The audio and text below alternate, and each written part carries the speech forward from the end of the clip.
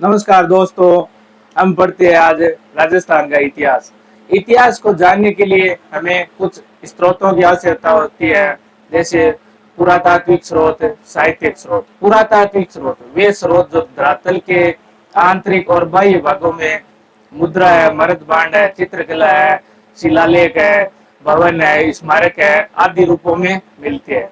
साहित्यिक स्रोत, साहित्यिक स्रोत वे होते हैं जो हमें ग्रंथों, पुस्तकों आदि रूपों में मिलते हैं। जैसे सबसे प्राचीन साहित्य संस्कृत साहित्य, बाद में फारसी साहित्य, राजस्थानी साहित्य आदि रूपों में मिलते हैं।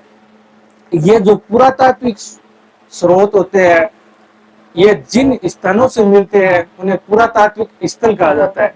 स्थलों की खोज के लिए भारत में भारतीय पुरातात्विक विभाग की स्थापना की गई, 1861 में की। एस कनिगम ने की। इसका मुख्यालय भी दिल्ली में है। ठीक है।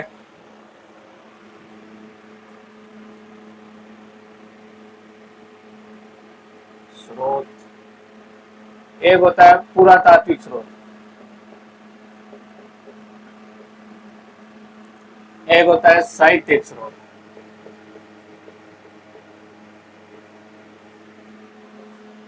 पुरातात्विक स्रोत वे स्रोत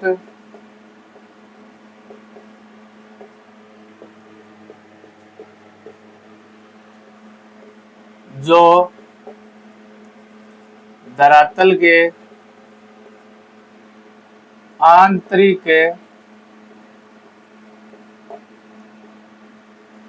और बाह्य भागों में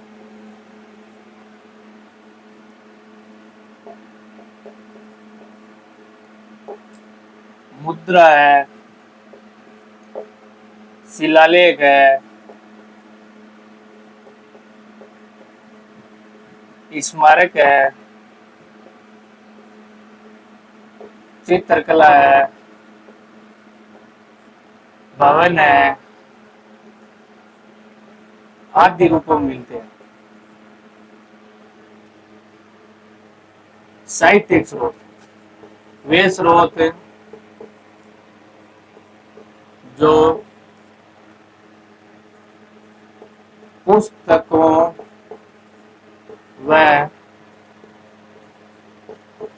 ग्रंथों के रूप में मिलते हैं।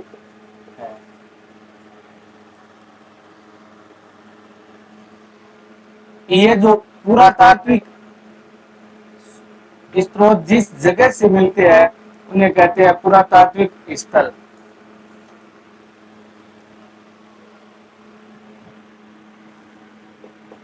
भारत में पुरातात्विक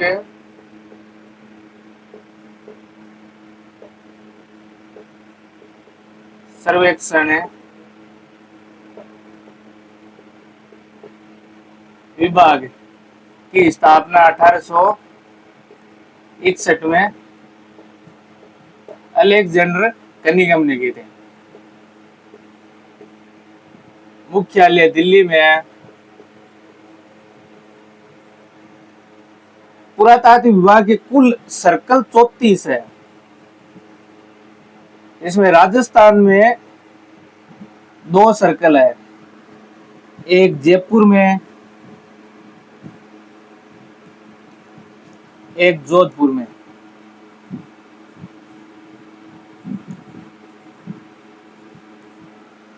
अब दोबारा देखो, पुरातात्विक स्रोत वे स्रोत जो धरातल के आंतरिक और बाह्य भागों में शिलालेख, स्मारक, चित्रकला, भवन आदि रूपों में मिलते हैं। ऐसे समझो जो खुदाई के दौरान मिलते हैं वो पुरातात्विक स्रोत होते हैं। साहित्यिक स्रोत वे स्रोत जो पुस्तकों, ग्रंथों आदि रूपों में मिलते हैं, जैसे संस्कृत साहित्य,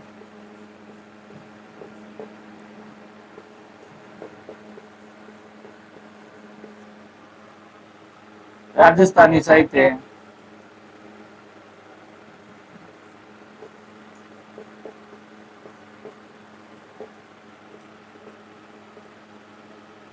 फारसी साहित्य।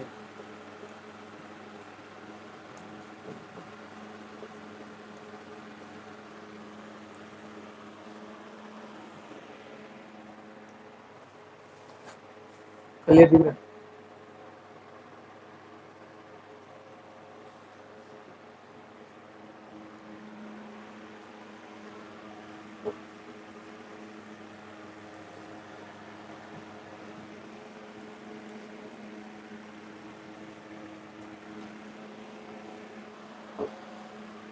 राजस्थान में पुरातात्विक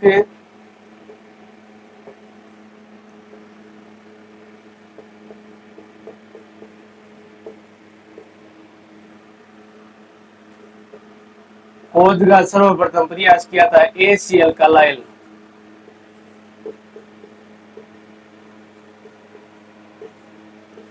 ACL कार्लाइल ने दोसा में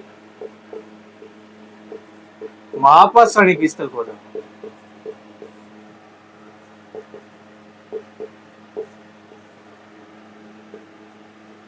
महापाषाणिक स्थल वो होते हैं जो कब्रों के रूप में मिलते हैं हमें दक्षिण भारत में। अब हम इतिहास को अध्ययन की दृष्टि से 3 भागों में बांटते हैं, एक प्रागैतिहासिक काल, एक आद्यैतिहासिक काल, एक ऐतिहासिक काल। प्रागैतिहासिक काल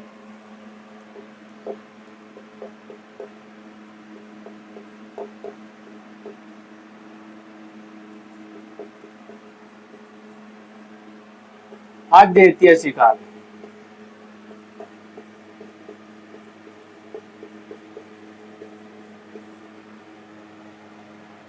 और ऐतिहासिक काल।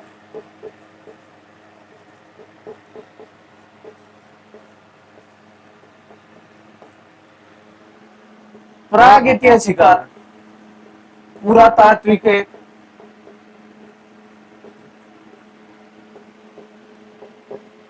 स्रोत मिले,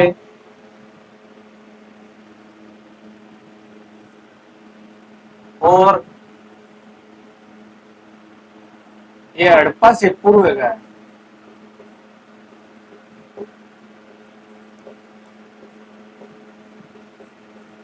पूर्व का काल। आद्यैतिहासिक काल पुरातात्विक स्रोत तो मिले, साहित्यिक स्रोत मिले,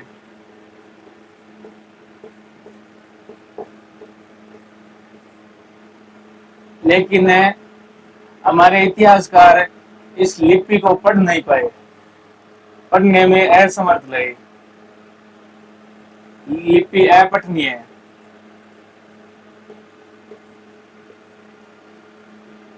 इस काल की हड़प्पा सभ्यता एक कालीबंगा है। ऐतिहासिक काल इसमें पुरातात्विक स्रोत मिले,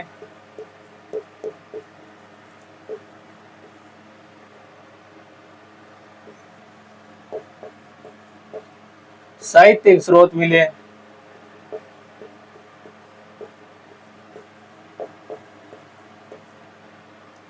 और लिपि भी पठनीय है।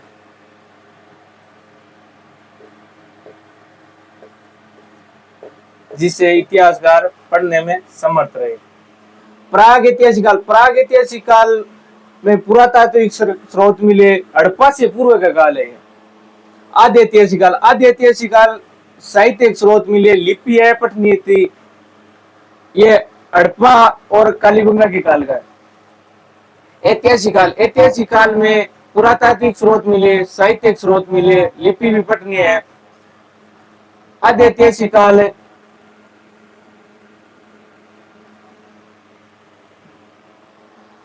हड़प्पा से लेके 600 ईसा पूर्व तक है, और ऐतिहासिक काल 600 ईसा पूर्व से आगे है। ठीक है।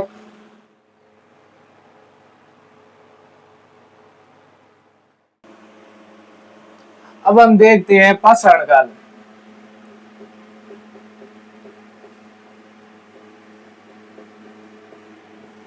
पाषाण काल को तीन भागों में बांटते हैं, पूरा पाषाण,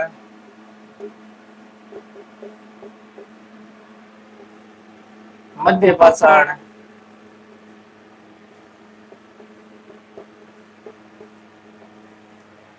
और नवपाषाण।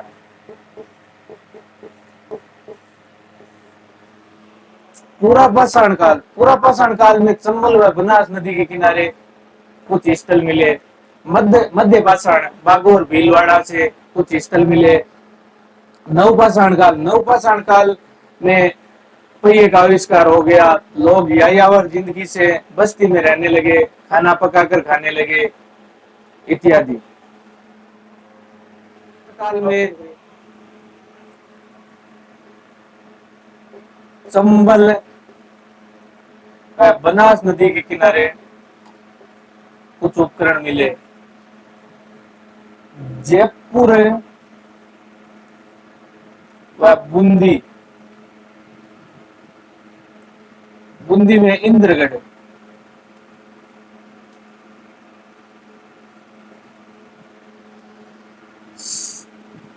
इन दोनों स्थलों पर सीए हैकेट ने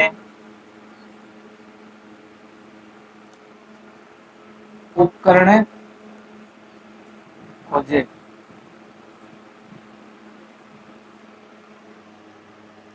मध्य पाषाण काल बागो और भीलवाड़ा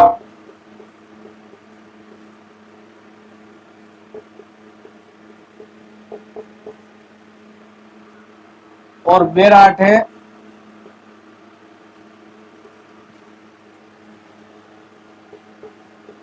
कोटपुतली, बहरोड से उपकरण खोजे। नवपाषाण काल में पहिए का आविष्कार हो गया।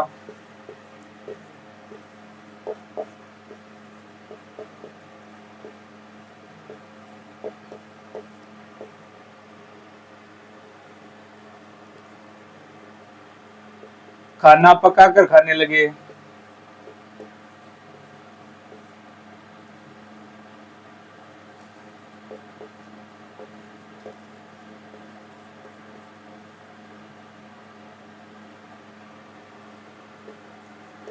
यायावर जीवन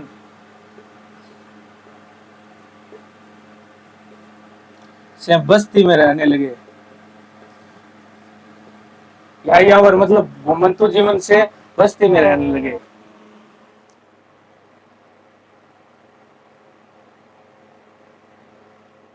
ठीक है दोस्तों, पढ़ते रहो, अच्छे रहो, मस्त रहो। Thank you.